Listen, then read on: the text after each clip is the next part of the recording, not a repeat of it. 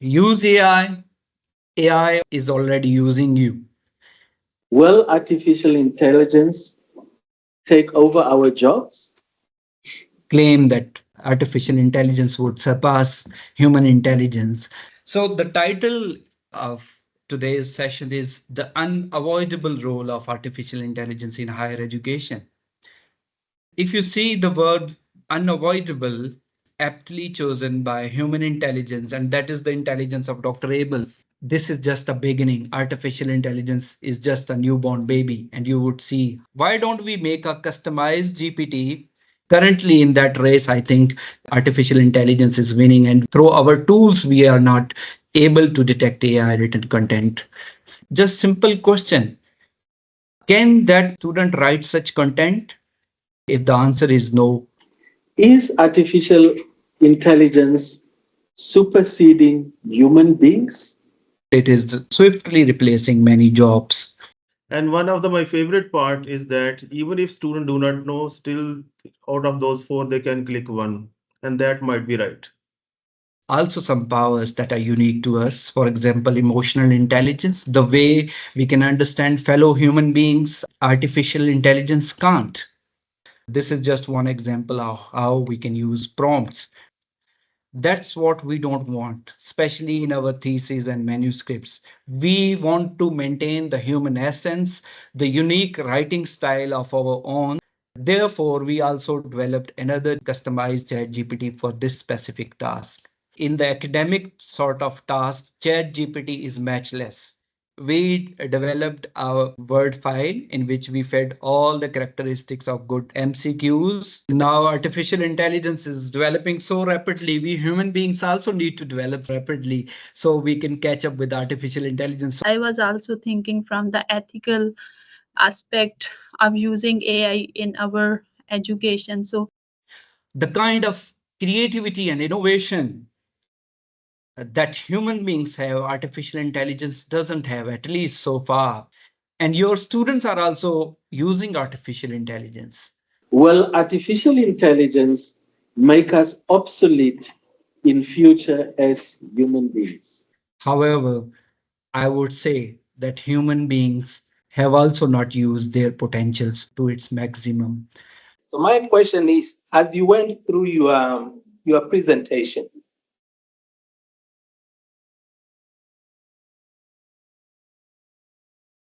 We would also ask our Pakistani colleagues to open in prayer. أعوذ بالله من الشيطان الرجيم. بسم الله الرحمن الرحيم. قل هو الله أحد الله الصمد لم يلد ولم يولد ولم يكن له كفوا أحد صدق الله العظيم.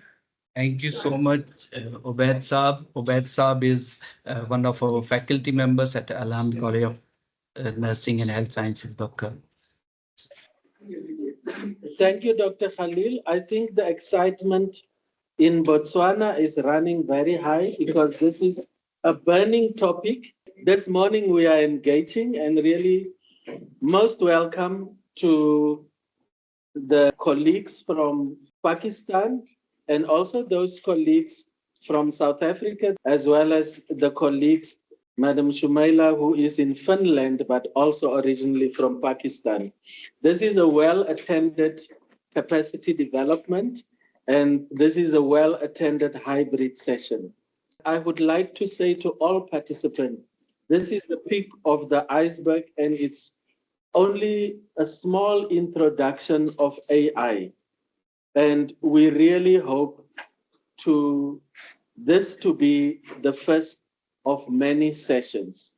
And I would also like to thank the team within Botswana who is supporting hybrid lesson, Mr. Kwena and Mr. Gideon on the background, and also from Dr. Khalil's side, those who support him on the other side. If I am willing and comfortable to use AI to enhance my educational processes, I am sure that most of the people on the set and in the classroom are relatively younger than me. It would be embarrassing if they don't use it after this. Now, the topic for today, and I'm just going to stimulate you by asking you the questions: an unavoidable transformation to sustain higher education. With other words, I'm making the statement that higher education will not be sustained if we do not embark in bringing artificial intelligence into our higher education. My first question to you, and you should keep the answer for yourself, is artificial intelligence the opposite of natural senselessness? I see the counseling team take it quite deeper here. Another thought provoking questions is: will artificial intelligence take over our jobs? These answers will come out during the session. Is artificial intelligence superseding human beings? Because those are the narratives in the public domain. Will artificial intelligence make us obsolete in future as human beings? And the last ones: can machines do activities that human beings cannot do? I would like to say that there is only two principles in utilizing artificial intelligence. That is the correct questions and accurate data. But both the correct questions and accurate data is preempted by expert competencies. So if you are not competent, the usage of artificial intelligence can become an abuse. And therefore, more important that we need to cat foot into artificial intelligence, but we need not to be scared to start using it. So with these questions that we are going to go back to after the presentation. Good morning, Sir Gideon. Welcome on set. It's indeed an honor for me to introduce Dr. Khalil Ahmed Jak. I have the honor also to announce that he's an ex-PhD student of mine. He's now a PhD holder and he's a principal of a college. He's a critical care nurse who did his research in pandemic readiness. However, he always have been interested in artificial intelligence.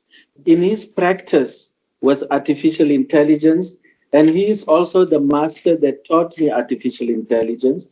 Honestly speaking, this is a tool that's much needed, but also can be much abused. Furthermore, he did his master's. He did his PhD with Shifa Tamir Emilit University in Islamabad, the capital. And then he did his master's at Aga Khan University. That's another private university in Karachi, which is in the Sindh province. And also he studied predominantly around the Karachi area.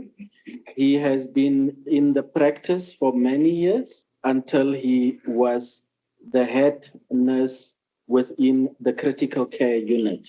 And therefore his interest in doing research during the COVID time, which we developed a theory how to manage and how to be ready for COVID should it hit us again.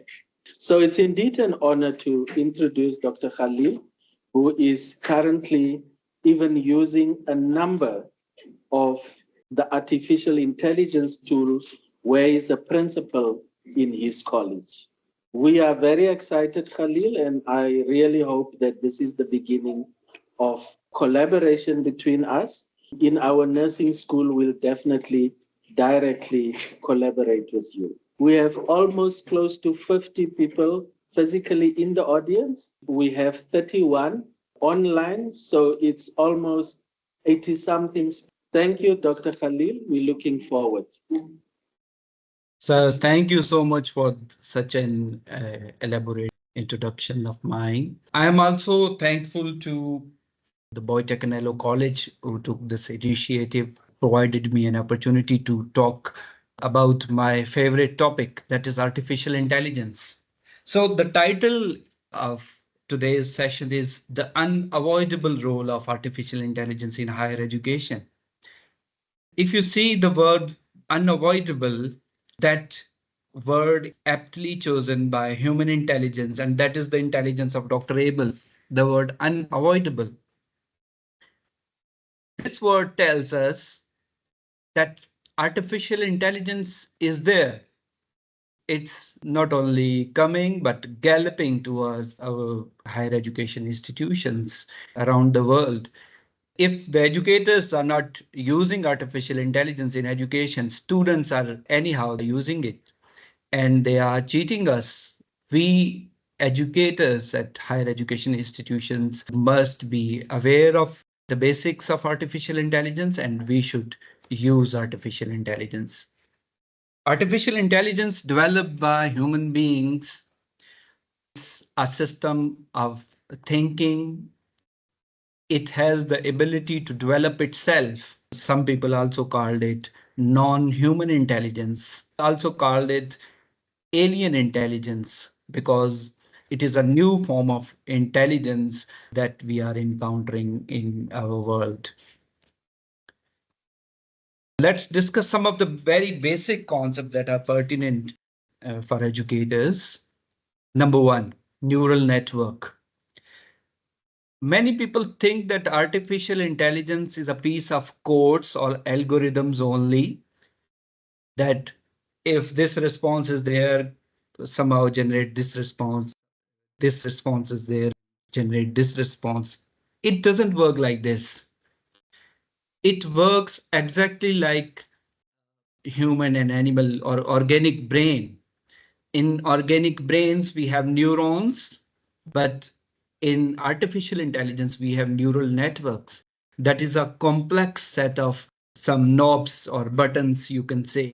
And there are billions of those knobs that pass information from one part to another part. It really thinks. It is not just a piece of code. It is something which can think. Number two, prompts. We would use the word prompts again and again. Prompt means specific instructions to guide artificial intelligence. I think understanding prompts is very important for the educators, and we will look into details of it. Custom GPT, introduced primarily by the OpenAI's ChatGPT, we can develop customized GPTs according to our needs, and we will see which one we can. Let's see why artificial intelligence is powerful and that is different from the human beings. Number one, computational power. We can attach a lot of computational power or even a supercomputer to the artificial intelligence system. The human beings have a brain limited to its minds and its computational power is there, but it has some limitations. But we can expand the computational power of artificial intelligence. Number two, massive database or the knowledge base that we feed into the artificial intelligence. A human being throughout his lives learns many things gradually, step by step, but artificial intelligence, we can feed the whole internet, and the developers of artificial intelligence have fed whatever was written by human beings, the books and PDF files and each and everything. So its database is very vast in comparison to human beings. Google Gemini, for example, will talk about nursing. The other moment it will respond about law, medicine, and engineering. So its knowledge base is vast in comparison to human beings. Working memory, we can remember only few things about, for example, this presentation, but artificial intelligence can hold the whole book in its working memory, and that is also expendable. So after a year or two or three, it would be expended more. Rapid evolution in comparison to organic evolution or development or growth. If we compare, artificial intelligence is developing rapidly. Every month we can see new development. Many countries around the world, for example, Russia, China, America, UK, all those countries are spending billions of dollars, and there is a race between those countries to get hold of AI and develop it more and more. As I talked about expandability, we can expand these systems more and more. So these features distinguish it from human mind. But the wonderful human mind that we have in this piece of skull has also some powers that are unique to us. For example, emotional intelligence, the way we can understand fellow human beings, artificial intelligence can't. The kind of creativity and innovation that human beings have, artificial intelligence doesn't have, at least so far. In future, I'm not sure about that. Artificial intelligence itself is a creation of human beings. So human mind is wonderful. Ethical judgment and integrity and empathy for fellow human beings and compassion. You might have seen some videos of Ukrainian soldiers surrendering to Russian drones and Russian soldiers surrendering to the Ukrainian drones. When they were begging for their lives, those soldiers, the drones did not kill them immediately because they were controlled by human beings.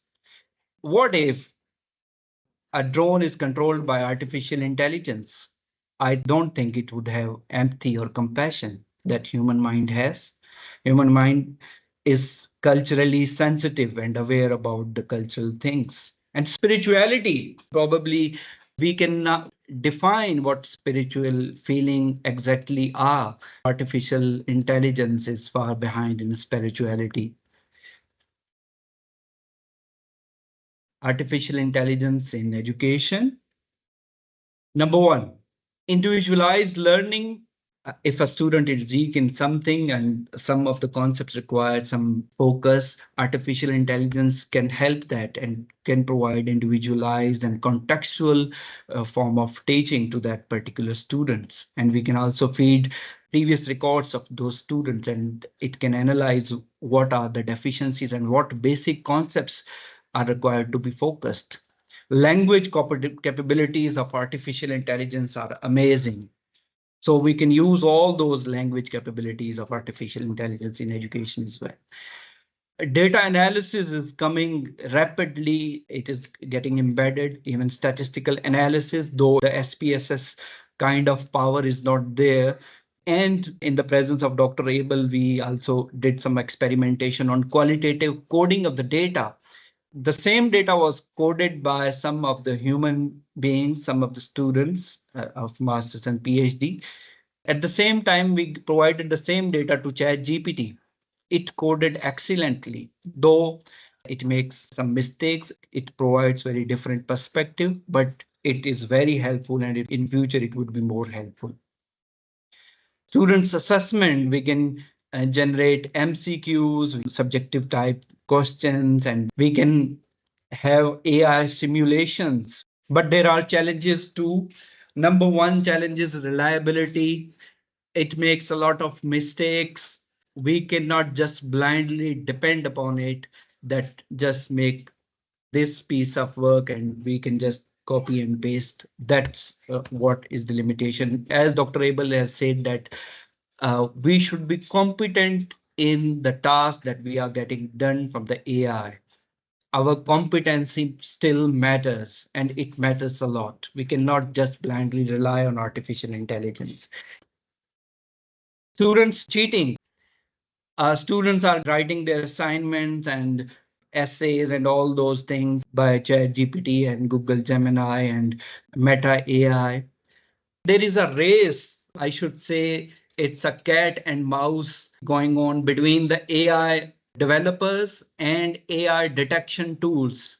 For example, Turnitin develops tools to detect AI written content, but ChatGPT moves very fast and it develops a new form of writing that is more human. Currently, in that race, I think artificial intelligence is winning, and through our tools, we are not able to detect AI written content. However, the simple tool that Dr. Abel often uses is to use your own mind. Just think that this particular student can write this sort of content. If artificial intelligence, after 2 years, for example, it reaches a human PhD level intelligence in the subject and a student gets the content written by that. Just simple question. Can that student write such content? If the answer is no, we can detect that content simply using our own mind. There are biases, the context in which artificial is getting developed, especially the Western context, it is more biased. We have also detected some of the biases that are more pro-West and developing contexts are not there because the data mostly fed in it is Western or developed countries data. And job displacement, it is swiftly replacing many jobs. Language expertise confused with the field expertise. If you asked Google Gemini or ChatGPT to write something about a particular topic, it would answer every question and it would elaborately write with very beautiful flowery words. And most of the times, that is the language expertise of ChatGPT, for example. It's not that much expert in the content, but it is expert in language and it answers each and every question, even if it doesn't know the basics of that field. In our Afro-Asian context, we have resource constraints. Our faculty is overburdened. In this resource constraint context, we can assign trivial tasks to AI and work on next level. I will share just an example. You see, this is a prompt. It's a prompt to, I have written this prompt in a Word document to get the quiz arranged in a particular way. It arranges it in a table.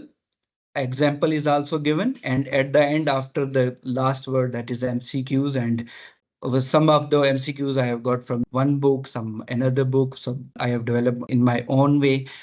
It would take a lot of time to compile those in one format. We also have to save printing pages in our developing context. So we make these sort of tables.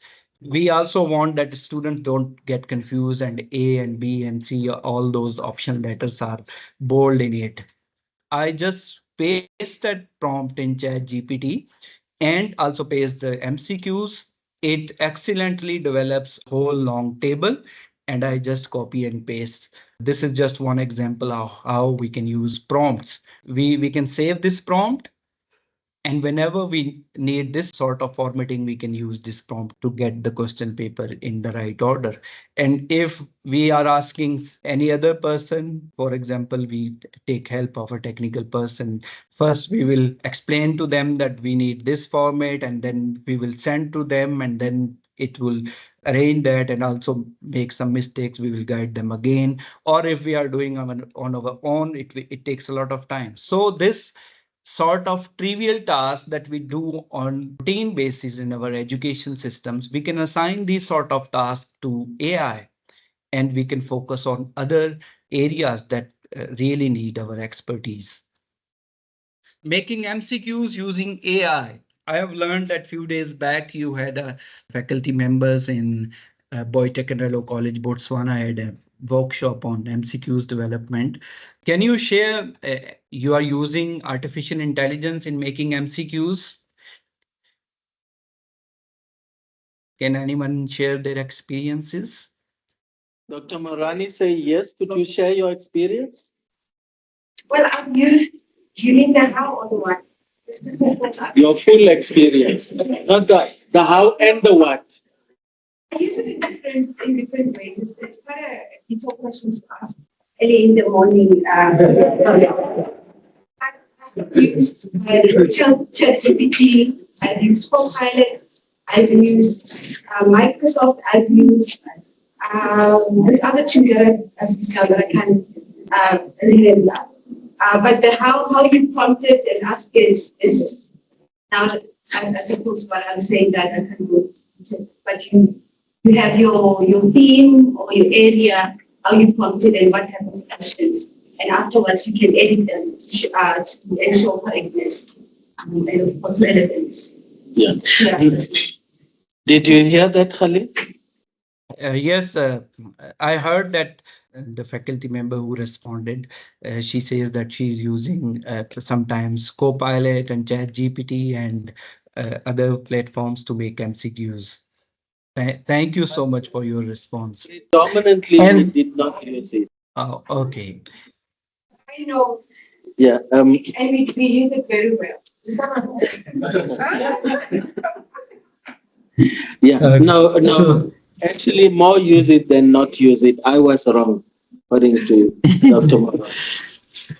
yes, so one way is to ask a chat GPT or Google Gemini or any other your favorite one to develop MCQs on bed source, for example.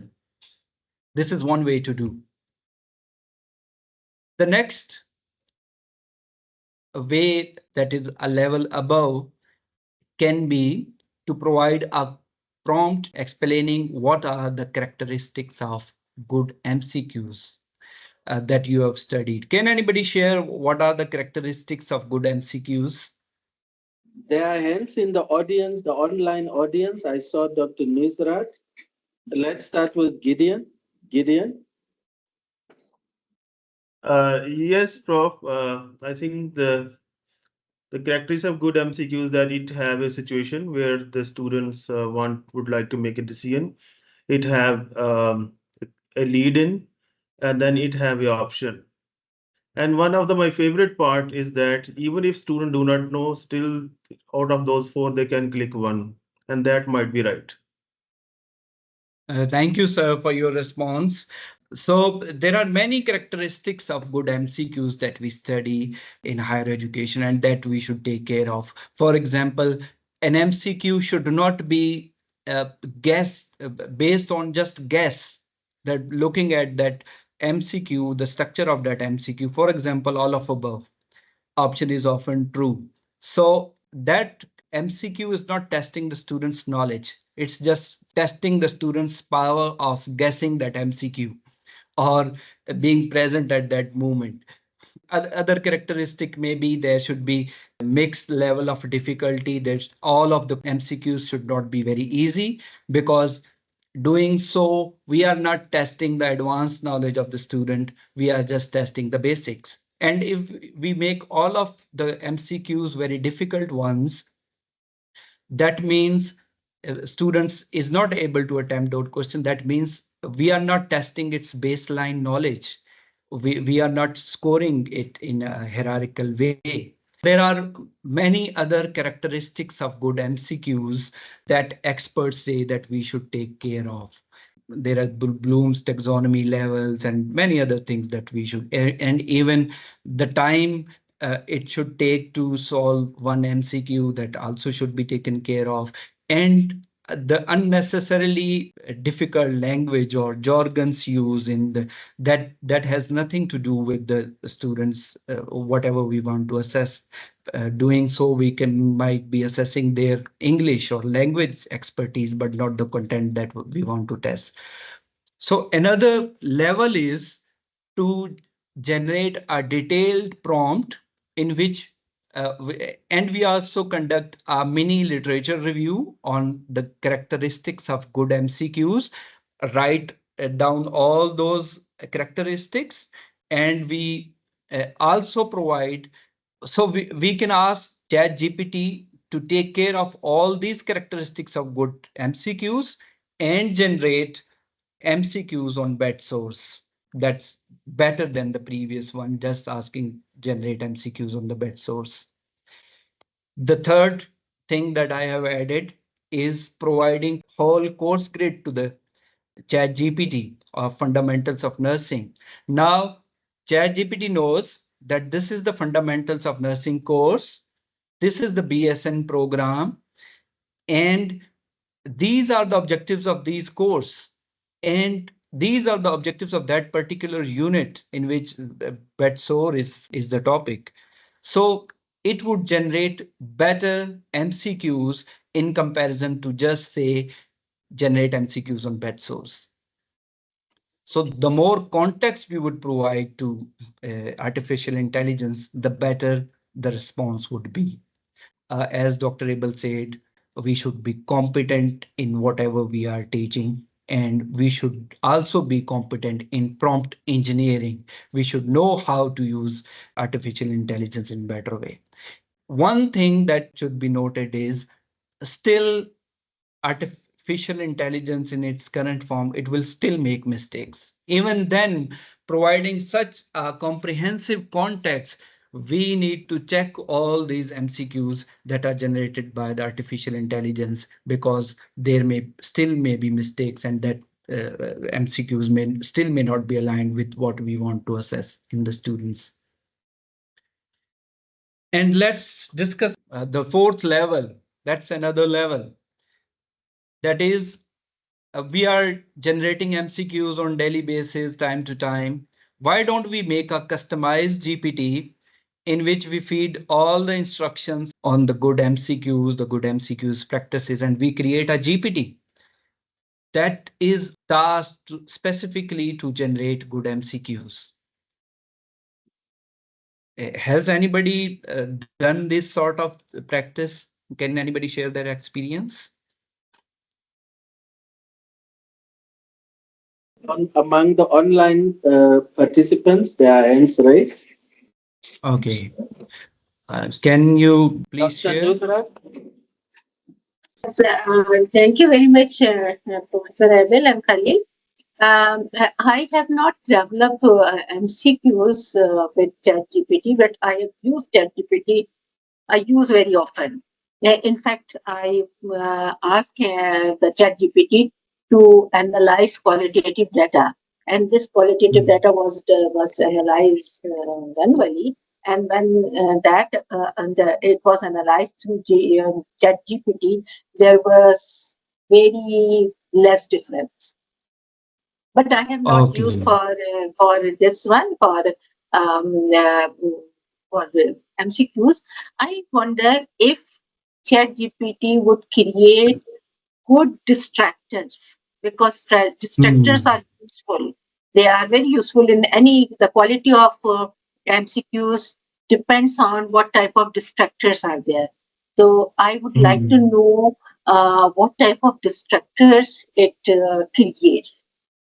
Yes, that's what the challenge was. If the generic form of Chat GPT, it has a very vast sort of MCQs creation capabilities with different levels of students, with different contexts, and it is primarily based on all the MCQs that are there on the internet. And human beings have made a lot of mistakes in creating MCQs. So, for example, there is a distractor which is not relevant to the topic and can easily be guessed. So again, it's we are testing the guessing power of the student, not the actual knowledge or analysis power that we want to assess. Someone is saying something. Yeah. Is there someone talking? No, I think we should continue. Okay, Dr. thank you. Khalil, So and maybe delve into the creating of a customized GPT, because that is important, and that's where the expertise lie. with the help of some technical friends of mine and some family members, we developed customized GPT. We developed a Word file in which we fed all the characteristics of good MCQs. We instructed it to take care of all those things that we found are relevant. For example, Dr. Nusrat mentioned about the good distractors. We also instructed it that we should have this kind of distractors, which are the best practices by the experts in the books or guidelines. So we created this customized GPT. I am pasting the link.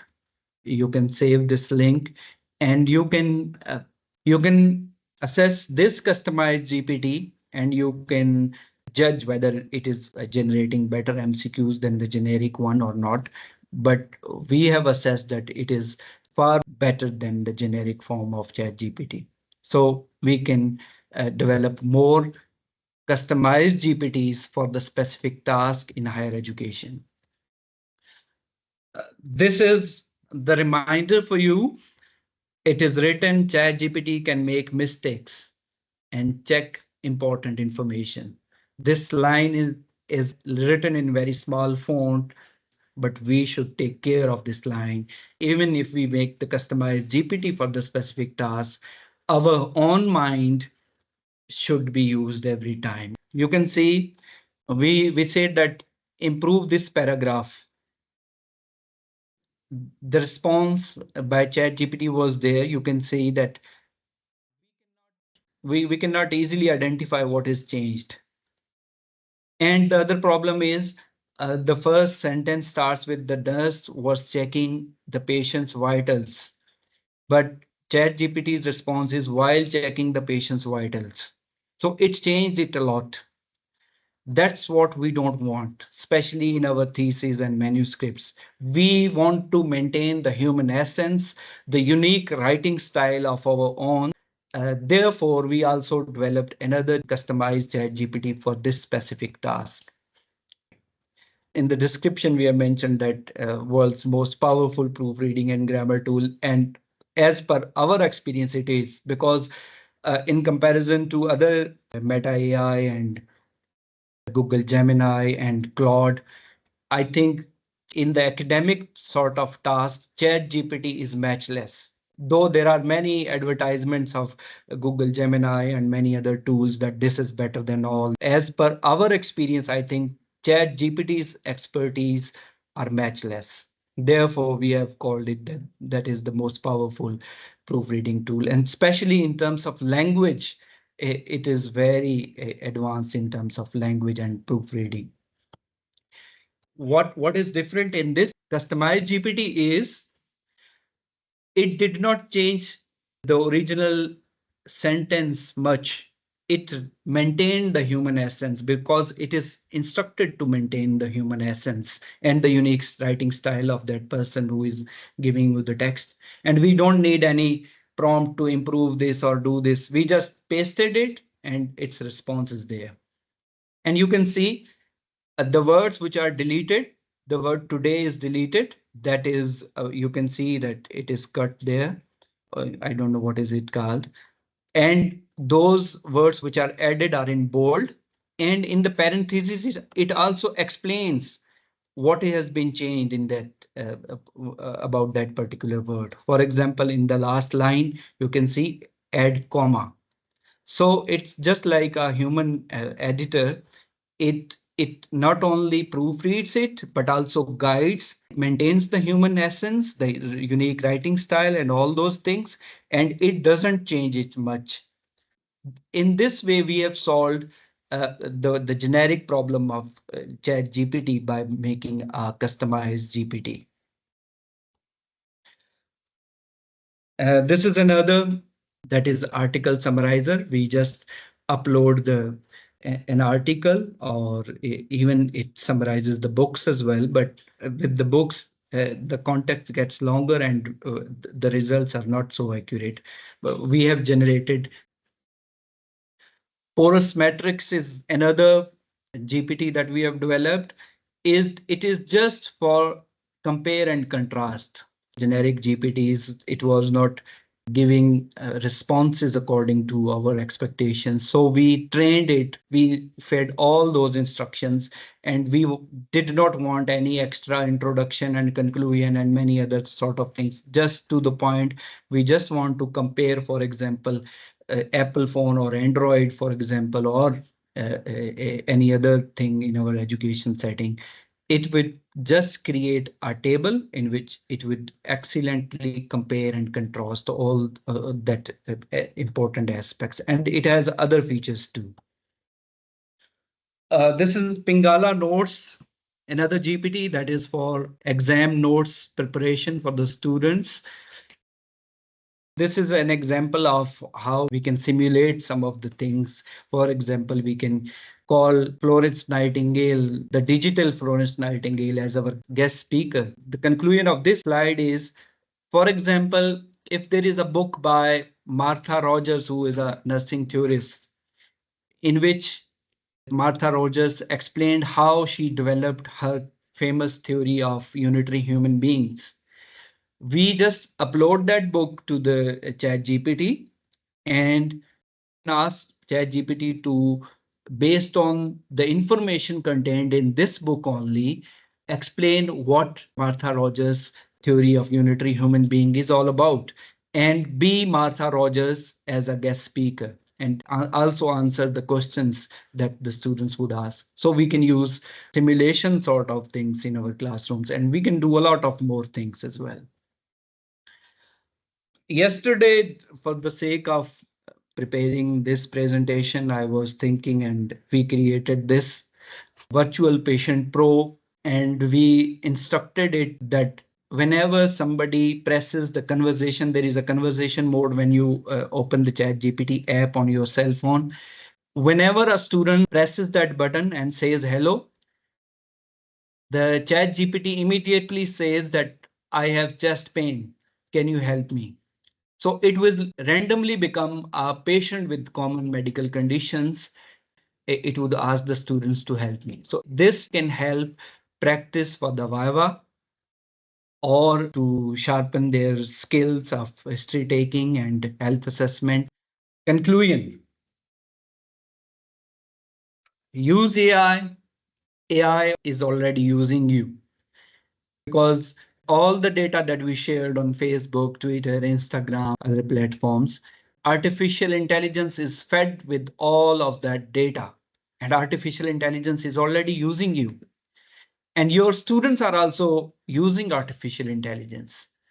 Also use your amazing mind.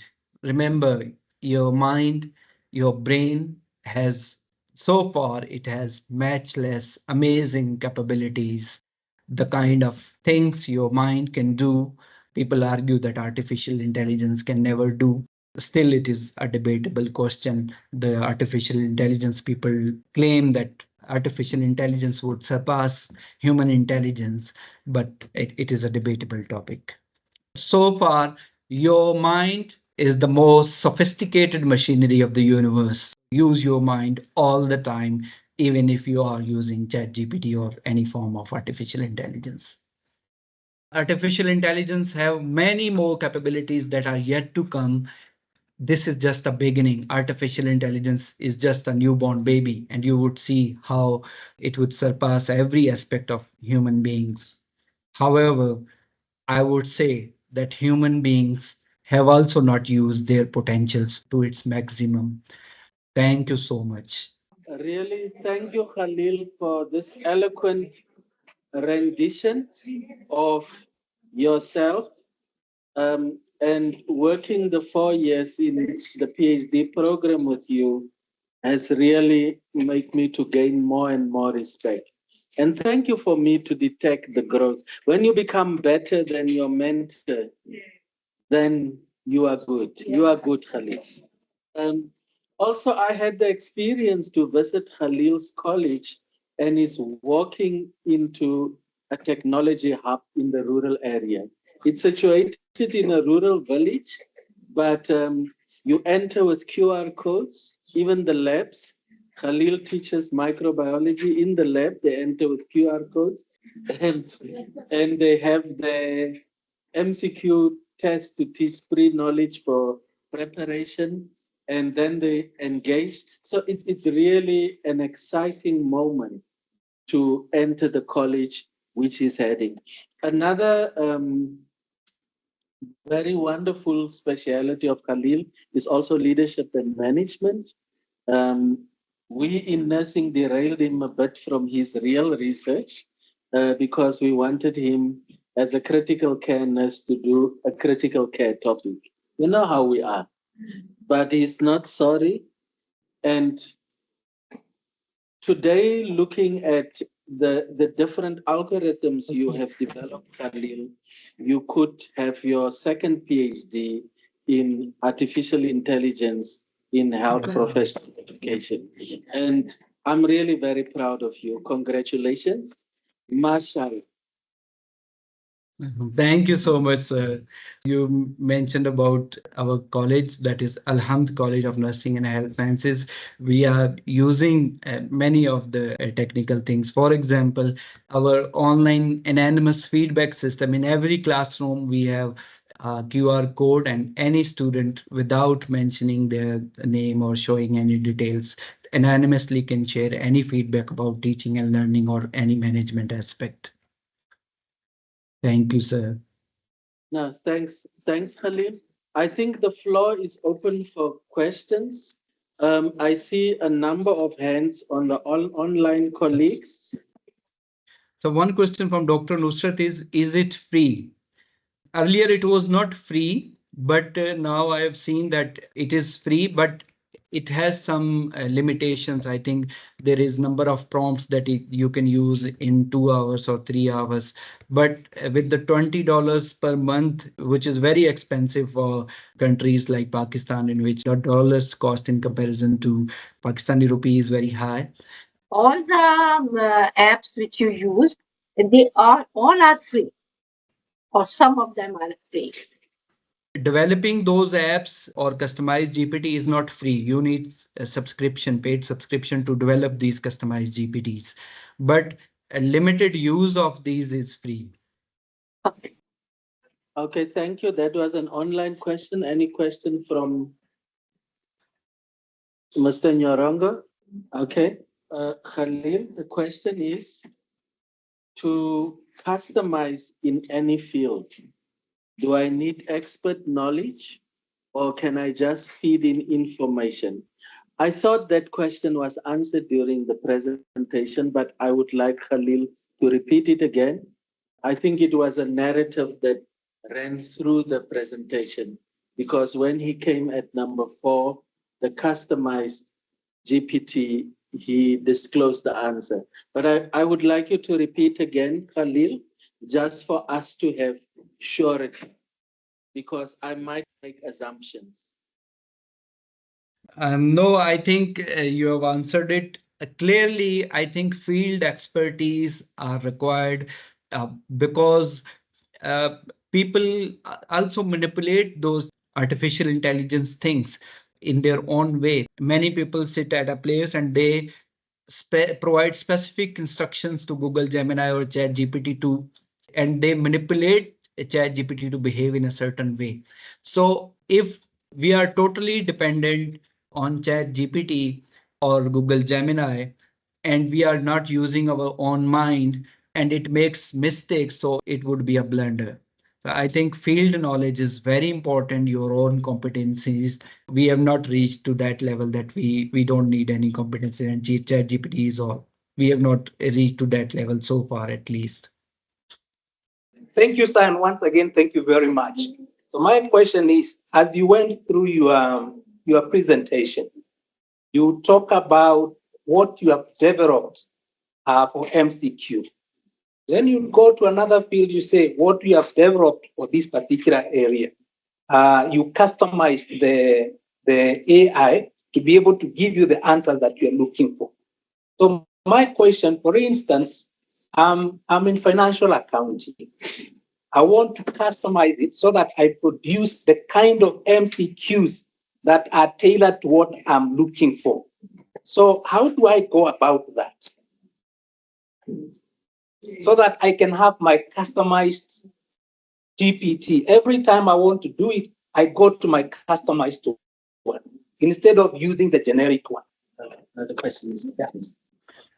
Thank you for your question. The first thing is we need the paid version of ChatGPT to make a customized GPT. Number two, first of all, we should ask ChatGPT to develop MCQs for that specific domain, for example, financial management. And we should look at what kind of mistakes it is making. Noting all those things, we develop detailed instructions in plain English. We instruct customized chat GPT to do this, to do this. We list all those instructions. You can write that in MS Word, and then you go to that interface of developing customized GPT and put all those instructions. Thank you. I think the golden rule is not to get yourself out of the development, but to be with head and toe into the development using your own expertise. And then just developing anything from ChatGPT is a recurring, it is a lot of work that goes in until it Yes. perfects it. Yes, it requires hard work to use ChatGPT effectively. If we won't do that, we might be abusing ChatGPT or artificial intelligence, not using it. Can I go ahead? Yes, Shumaila, you can go. Okay, thank you so much, Khalil. It was really an interesting, I think, topic to be discussed at this forum. And you really worked very hard with different tools which you created for effective utilization in our nursing education. And I would say a wonderful work you have done so far. So actually, I don't have a question, but there were many thought-provoking. Um, I would say that things were during your presentation, and I was also thinking from the ethical aspect of using AI in our education. So, can you say few words that how we could use um, this tool effectively by considering ethical aspects of using it in education as well? Sorry, there was a disturbance on my side. You are asking how we can ensure the ethical use Yeah, of AI? yeah, exactly. I think we have discussed those things. The first thing is to use your own mind and not to be over dependent on artificial intelligence, and write your own ideas first, whatever you are writing. For example, if we are making a manuscript or editing it, we should write all that manuscript. Then we can get it edited, asking ChatGPT to write an essay on our behalf, and we are naming it that I have written it. That is unethical. Yes, Dr. Khalid, it's always wonderful to listen to you. My question is like if a student submits an assignment to us, which is created by artificial intelligence. So, as a teacher, if I want to check that how much it is prepared by artificial intelligence, so does it trace back? Does it help the teacher to trace back the content of the student presentation that is submitted to us? Is my question clear? As I mentioned, that it is again rat and mice and cats game going on between the AI content detectors and AI content creators. Number one, there is no relevant tool that can specifically pin down that this is the percentage of artificial intelligence. And sometimes it is not written by AI, it goes to AI content, but it is not. Those tools are not good. The best judgment, I think, Dr. Abel is very good. What we can do is to ask the student to sit in front of us, and we can ask questions from the student from the same content that he has written. If he is able to answer those questions, that means maybe he has taken some help from AI, but he has that knowledge, he has that level of expertise about the content that he has written. I think that's the best tool that we can use at the moment. Those who are writing content and even submitting in the journals, writing manuscripts, that's a very dangerous game, because as AI is developing, AI content detectors are also developing.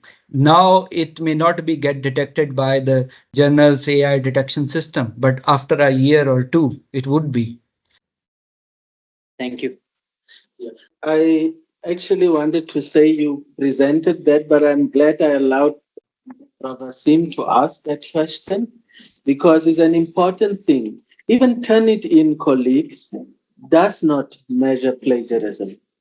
Plagiarism is a different thing. It's not, it has nothing to do with Turnitin, or it has very little to do with Turnitin.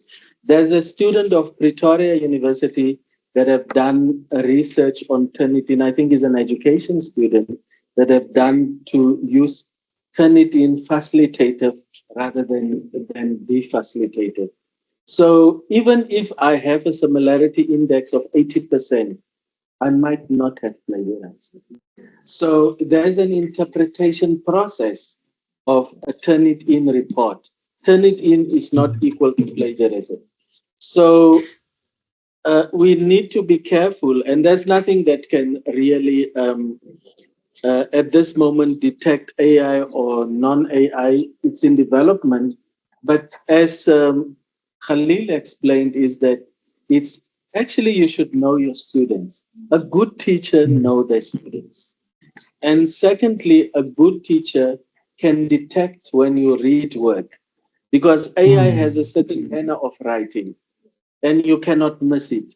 If you are an eloquent reader, you must also be an eloquent reader. So if you don't read, you'll miss the writing style of AI. So in short, you cannot take the human being at this stage out of AI. Dr. Kainat, could we give you an opportunity? Thank you so much, Prof. It's good to hear you after so long, and it's always a moment of pride to hear and learn from you. Coming to Khalil, thank you so much, Khalil. It was such an interesting and very informative session, and we have learned a lot today from you. And it's a proud moment for me also that being my colleague in the PhD and being an SCN product, you are progressing well and finding new avenues for your growth. So we are very proud of you.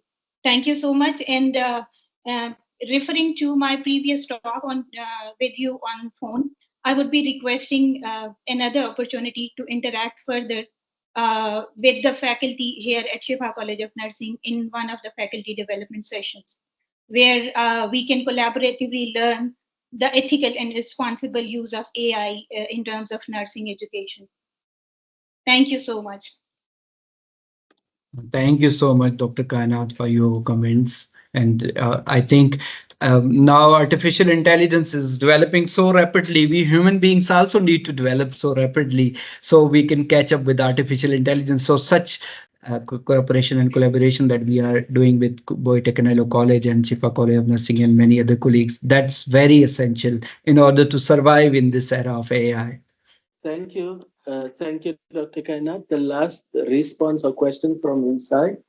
Definitely, there are certain of us, Khalil, that I will be in contact with you, that we will pilot those systems. I'll speak to the colleagues who really want to uh, offload the heavy load from their shoulders by developing customized GPTs using their expertise. Thank you very much.